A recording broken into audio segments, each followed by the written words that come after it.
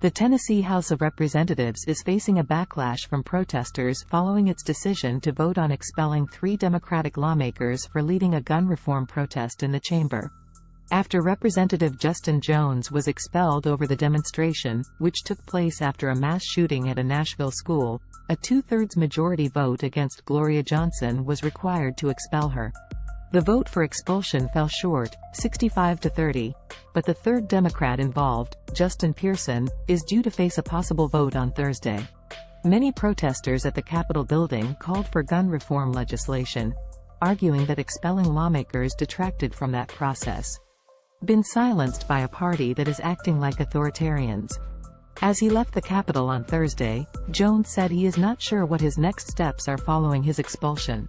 "I will continue to show up to this Capitol with these young people whether I'm in that chamber or outside," Jones told reporters.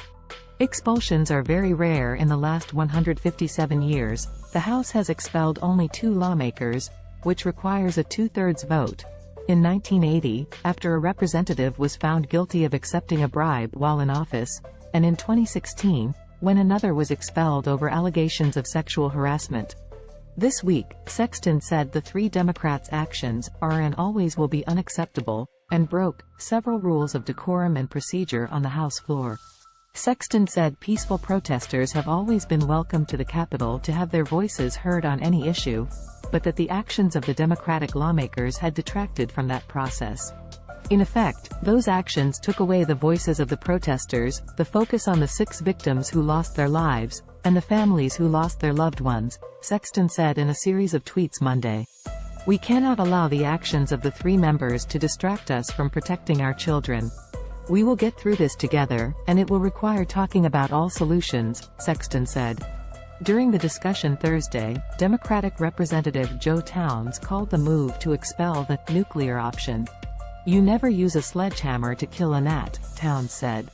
"We should not go to the extreme of expelling our members for fighting for what many of the citizens want to happen, whether you agree with it or not."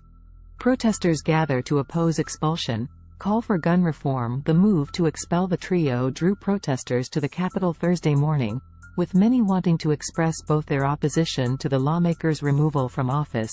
Chants of "We stand with the Tennessee 3" were heard outside, as well as support for gun reform legislation.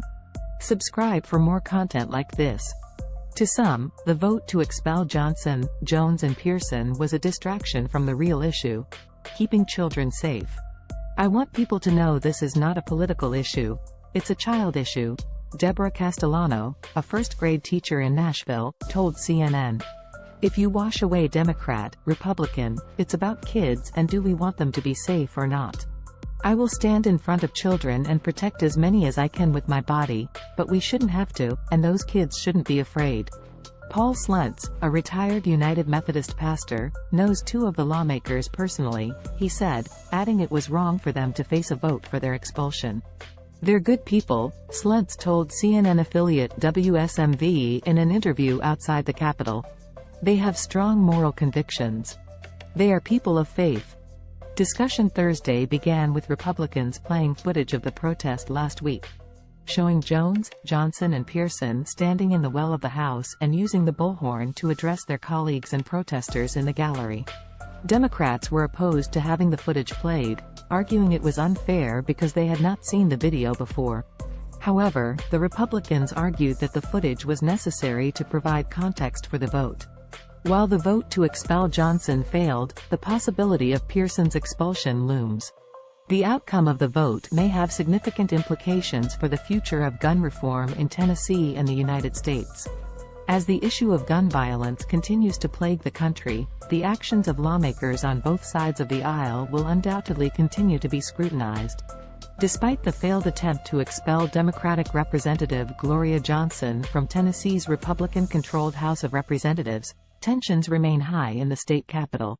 Last week, Johnson, along with 2 other Democrats, led a gun reform protest on the House floor in response to a mass shooting at a Nashville school. The House later expelled Representative Justin Jones over that protest, and the 3rd Democrat involved, Justin Pearson, faces a possible vote on his removal from office Thursday. The vote over rules violations for Johnson was 65-30, falling short of the two-thirds majority needed for expulsion. The vote for Jones split along party lines, 72 to 25. These attempts to expel lawmakers are extremely rare, with the House having only expelled 2 lawmakers in the last 157 years. The controversy surrounding the protests has drawn protests to the state capitol. Many are calling for gun reform legislation in the wake of the mass shooting at the Covenant School in Nashville, which left 6 dead, including 3 9-year-olds. While Republicans argue that the Democratic lawmakers' actions broke several rules of decorum and procedure on the House floor, Democrats argue that they were simply acting in their responsibility as legislators to give voice to the grievances of people who have been silenced. Democratic Representative Joe Towns called the move to expel the nuclear option, stating that we should not go to the extreme of expelling our members for fighting for what many of the citizens want to happen, whether you agree with it or not. The controversy surrounding the protests and the subsequent attempts to expel the lawmakers has highlighted the deep political divide in Tennessee and the country as a whole. Many are calling for a return to civility and bipartisanship in politics, arguing that it is necessary to move forward as a country. However, with tensions remaining high and issues such as gun reform continuing to be contentious, it remains to be seen whether this is possible. To become a better writer, it's essential to practice writing regularly. Set a goal to write every day, even if it's just for a few minutes. It's important to start with small, achievable goals and gradually increase the time and effort you put into your writing. In addition to writing regularly, reading widely is also important. By reading different genres and styles, you can learn new techniques and expand your vocabulary. You can also learn from the writing of others and gain inspiration for your own writing. It's also helpful to seek feedback on your writing from others. Joining a writing group or finding a writing partner can provide you with constructive criticism and help you improve your writing skills. Finally, don't be afraid to revise and edit your writing. Writing is a process, and it's rare for a first draft to be perfect. Take the time to review your work and make changes as needed to improve clarity, coherence, and style. Thanks for watching. Subscribe our channel for authenticity.